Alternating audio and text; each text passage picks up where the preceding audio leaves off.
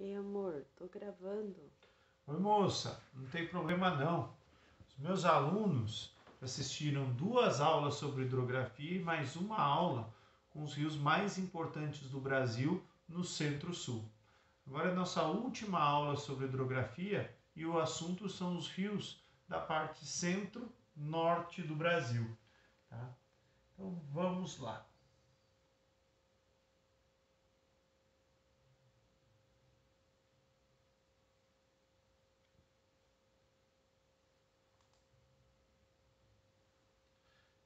Então, para quem viu a aula anterior, eu já falei, né, que nesse link aqui vocês encontram todos os rios brasileiros, né, para usar no Google Earth, para fuçar à vontade.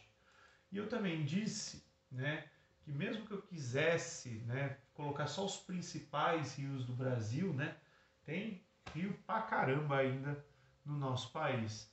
Tá? Então, assim, eu fiz uma seleção daqueles que são os mais importantes, que eu já vi exercícios de vestibulares tocando no assunto, tá? Mas o nosso país tem bastante rios, é bem servido de rios. Tá? Aqui é o sentido geral dos rios brasileiros, né? Lembrando que na aula passada eu falei dos rios do centro-sul, tá? E agora eu vou falar dos rios do centro-norte do Brasil. Começando pela Bacia do Leste, mais precisamente por esse rio aqui, tá? Esse é o Rio Doce.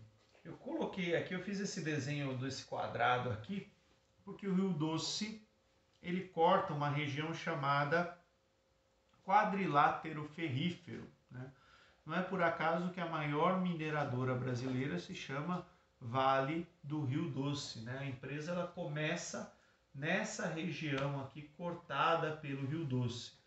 E é importante lembrar que alguns anos atrás teve um desastre envolvendo o Rio Doce, que foi, né, quando se rompeu ali uma barragem e a cidade de Mariana acabou, né, tendo um pedacinho dela, um distrito dela, acho que é Bento Ribeiro o nome do distrito, acabou ficando embaixo de tanta lama, né? O rio ficou sujo, municípios que se abasteciam da água do rio começaram a ter problema de abastecimento, pescadores que viviam, né, da coleta de peixes, enfim, prejudicou muita gente, prejudicou animais, prejudicou a vida animal, peixes, né, de uma maneira muito grande quando esse desastre ele ocorreu. Próximo rio, aqui em cima, tá? É o rio Jequitinhonha. Tá? O rio Jequitinhonha, ele às vezes aparece em questões, né, falando sobre a região mais pobre do Sudeste, né, que seria o norte de Minas, e o rio Jequitinhonha ele vai cortar o nordeste de Minas Gerais e um pedacinho ali do sul da Bahia, né? Já é uma região que tem bastante características do sertão, do semiárido nordestino. Esse daqui, Rio Jequitinhonha. Depois, nasce em Minas também. Percebam que Minas, né, tem um apelidinho, acho que foi Euclides da Cunha que chamou Minas Gerais de caixa d'água do Brasil, doadora plácida. Enfim, Minas é um estado de planalto, né, de relevo de planalto mais elevado, e ali nascem, né, vários rios de importância. Um deles, né, é o São Francisco, né, o Velho Chico. Ele nasce aqui na Serra da Canastra, né, quase no centro-sul de Minas, mais ou menos, e segue, né, rumo ao norte. Tá? Ele corta o estado de Minas Gerais, corta o estado da Bahia, marca a fronteira da Bahia com Pernambuco e a fronteira de Alagoas com Sergipe. É um rio extremamente importante porque daqui para cá, né, é só sertão, né, é só clima semiárido, vegetação da caatinga, uma região muito castigada aí pela seca. E por conta disso, né, desde muito tempo, né, José Bonifácio já falava disso, né, da ideia de fazer um projeto de transposição do Rio São Francisco. Tá? O que foi isso? É um projeto bem antigo, mas que levou muito tempo para ser executado por conta do custo, né, envolvido nessa obra. A ideia é construir, né, canais artificiais que levariam a água do São Francisco para outros rios, né, e açudes que existem lá na região norte, mas eles são rios intermitentes, né, são rios que ficam secos, né, boa parte do ano. Então é um projeto que já teve a sua primeira fase concluída, né, melhorou bastante a vida de muita gente ali no sertão nordestino, mas também gerou muita polêmica, né, por conta da diminuição do volume de água para as outras pessoas que já estavam, né, já tinham, né, a sua segurança hídrica a partir do Rio São Francisco.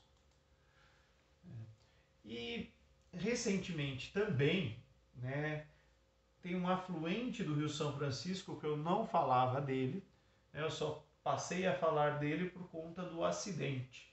Então, mais ou menos, aqui está o Rio São Francisco, né, em azul mais escuro. Aqui é um afluentezinho dele, bem pequenininho, chamado Paraopeba, né? E houve também um acidente envolvendo barragens de mineração com o rio Paraopeba, né? Foi um acidente de Brumadinho, né? Matou bastante gente, enfim, gerou uma série de problemas ambientais. Então, o rio Paraopeba é esse afluente aqui do rio São Francisco. Aqui eu peguei mais algumas figurinhas, né, contando um pouquinho da história, né? Foi um acidente que fez com que lama, né, com metais pesados, acabasse caindo no rio, né? E depois vocês olham com mais calma, mas tem aqui um esquema de como que era a barragem, como que ela deveria ter sido feita, né? A questão de economia, e geralmente economia significa lucro para algumas empresas e desastre ambiental, né, para toda a sociedade. Por fim, né, os últimos rios do Brasil que eu tenho para falar para vocês são os rios da bacia amazônica, né? São rios, muitos deles que nem nascem no território brasileiro, né? Por exemplo, o nosso rio Amazonas, ele nasce lá no Peru. No Peru ele recebe vários nomes, entre eles o de Maranhão, né, e o de Solimões, que é o nome que ele recebe ao entrar no Brasil. Então ele entra aqui, ó, com o nome de Solimões. Nessa região aqui ele recebe água de um outro rio, que é o Rio Negro. Tá? E a partir daqui, né, a gente vai ter o rio Amazonas. Tá? E tem vários afluentes do Amazonas que são importantes.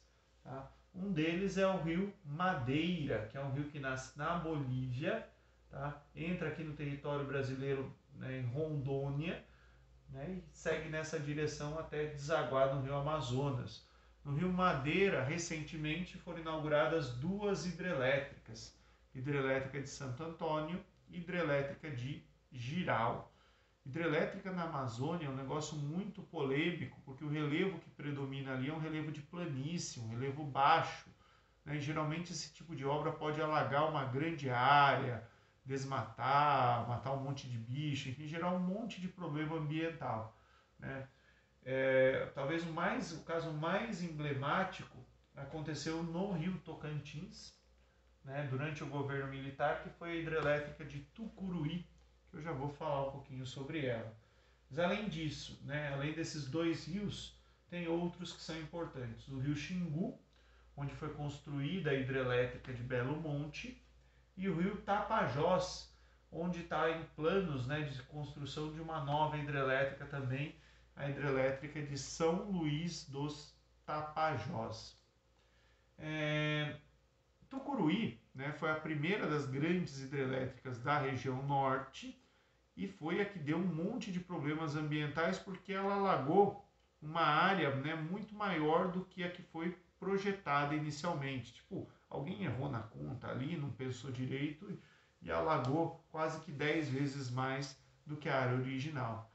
Quando uma hidrelétrica é feita, né, geralmente se retira a vegetação do lugar, né, se desmata, tanto para aproveitar a madeira, quanto para evitar o apodrecimento da madeira. No caso de Tucuruí, isso não foi feito. Então essa madeira ela está apodrecendo ali no lago, tá? Isso gera a poluição da água, gera mudanças no pH da água.